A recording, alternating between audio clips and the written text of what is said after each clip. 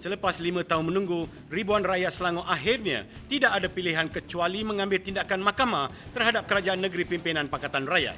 Golongan ibu tunggal yang dijanjikan allowance bulanan terpaksa menuntut hak mereka daripada mahkamah apabila Menteri Besar Khalid Ibrahim enggan menunaikan janji Manifesto 2008. Manifesto Pakatan Pembangkang 2008 jelas memperuntukkan pemberian allowance bulanan kepada ibu tunggal. Namun selepas mendapat kuasa, Pakatan Rakyat mungkir janji. Saya sebagai pengurusi Ibu Tunggal Negeri Selangor, saya berhak untuk memperjuangkan manifesto. Bermakna bila manifesto tu adalah janji. Jadi bila janji tu harus ditepati, kan? Jadi bukannya kita nak meminta-minta, bukannya kita nak minta simpati ataupun kita dipergunakan oleh mana badan politik, tetapi itu adalah kita punya hak untuk kita menuntut. Dalam pada itu, ratusan pengguna air di Selangor yang merangkumi kumpulan pertama rakyat negeri itu turut memfailkan saman menuntut ganti rugi hampir RM500,000 terhadap kerajaan negeri. Mereka yang rata-rata golongan berpendapatan rendah dipinggirkan daripada skim air percuma bagi 20 meter padu pertama setiap bulan untuk pengguna domestik. Turut mengambil tindakan mahkamah adalah 1,001 warga emas selepas kerajaan negeri pimpinan PKR tidak menunaikan caruman takaful yang dijanjikan pada pilihan raya umum yang lalu. Caruman bernilai RM2,500 seorang atau lebih RM2.5 juta itu adalah janji kerajaan pembangkang di Selangor pada tahun 2008. Saya melihat yang dibentangkan minggu lepas bukan manifesto tetapi manifest tipu. Ya. Manifest tipu ini merupakan apa yang kita kutip daripada janji-janji mereka dalam pilihan raya 2008 mereka tidak tepati. Malahan Menteri Besar Selangor sendiri menyatakan tidak perlu tunaikan janji manifesto. Dia buat macam seolah-olah kami ini tak ada guna bagi dia orang.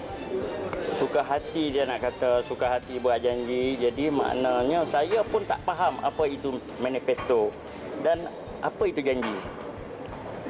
Tolong jelaskan manifesto tu apa? Bila kita tanya itu bukan janji, itu manifesto. Apa cakap ni? Nak berbodohkan semua orang tua kan? Cuma mak bapak dia orang tu kalau kita bodoh kan macam mana? Itu secebis daripada janji-janji Pakatan Rakyat yang tidak ditepati di Selangor. Kisahnya sama saja di Pulau Pinang, Kedah dan Kelantan. Di Pulau Pinang, kerajaan negeri DAP pimpinan Lim Guan Eng secara tergesa-gesa melaksanakan projek pembinaan terowong dasar laut dan 3 lebur raya bernilai RM6.3 bilion. Projek berkenaan diberikan kepada sebuah konsortium yang melibatkan sebuah syarikat baru dengan modal berbayar hanya RM2. Tuduhan rasuah dan penyelewengan kuasa yang sering dilempar oleh Guan Eng kepada pihak lain terpalit kepada beliau dan parti DAP sendiri. Konsortium Zenit BUCG Sdn Bhd telah ditubuhkan pada 5 hari bulan 7 tahun 2012. Yang ini pada tahun lepas, tak sampai setahun lagi. Dan konsortium ini hanya mempunyai modal berbayar RM2. Modal berbayar dan modal dibenarkan RM100,000. Jadi untuk satu projek yang bernilai 6.3 bilion. Jadi kita begitu heran bahawa syarikat yang ditawarkan projek ini hanya mempunyai modal berbayar RM2.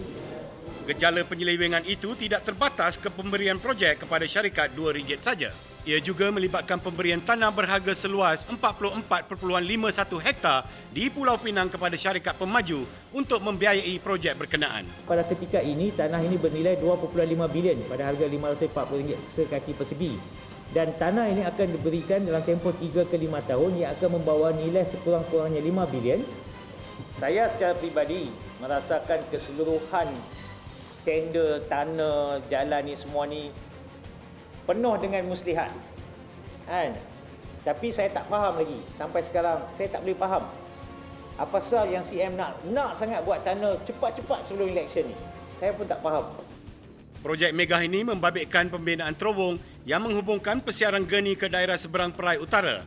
Jalan pintasan menghubungkan Pesiaran Geni ke Lebuh Raya Tun Dr. Lim Chong Yu, jalan hubungan antara Bandar Baru Air Hitam ke Lebuh Raya itu serta satu lagi jalan ke jalan pantai dari Tanjung Bunga ke Teluk Bahang. Mana janji kosong? Projek raksasa ini turut dibantah keras oleh Persatuan Pengguna Pulau Pinang sendiri yang mengecam Guan Eng kerana berdegil mahu melaksanakannya.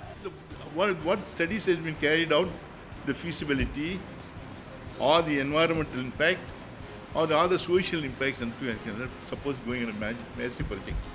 I think nobody does that. This is a very sad case. Why don't they carry out a sort of proper studies?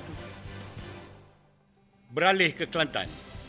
Walaupun 20 tahun PAS memerintah, bekalan air bersih masih menjadi antara masalah utama di negeri itu. Namun sehingga sekarang, kerajaan negeri pimpinan Datuk Nik Aziz Nikmat enggan bertanggungjawab.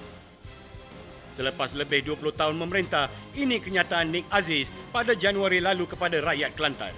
Bandar Kota Baru itu tak ada plan paip tanah di mana. Satu kerja besar. Yang keduanya paip lama ni pecah. Yang ketiganya barulah kita buat paip baru. Ini kerja ni bukan kerja main-main. Persoalannya, kenapa kerajaan negeri Kelantan pimpinan Nik Aziz tidak menangani isu-isu yang dibangkitkan oleh beliau sendiri walaupun sudah begitu lama memerintah? Ini tugas kerajaan negeri. Kerajaan negeri. Dia yang kena menjaga kebajikan, dia kena menjaga pembangunan di Kelantan. Itu yang perlu. Jangan syiar politik.